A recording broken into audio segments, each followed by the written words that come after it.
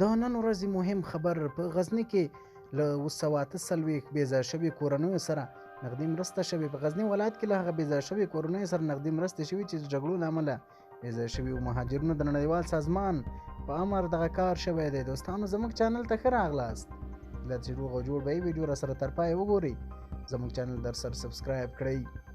د غزني څخه خوندور خبر. غزني کې تازه مرستې شوي دي. په غزني ښار کې له 248 بې ځای شوو کورنیو سره مرسته شوې ده.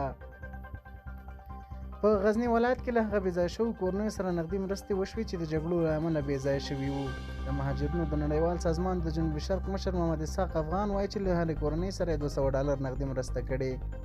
یو بکس د کمپلو، یو بکس د ګرمو جامو، یو له کورنیو سره یې مرسته وکړه. ښاغلی افغان وایي چې یاد مستحقین د ګډ پلاوي لخوا پیژندل شوي وو او د ټول کال 248 کورنۍ راځي. په همدې حال کې هغه کورنۍ چې مرستې ورسره کېږي وایي په تیرو جګړو کې هر څه ترې اخیستي وو او نورې مرستې هم باید ورسره وشي.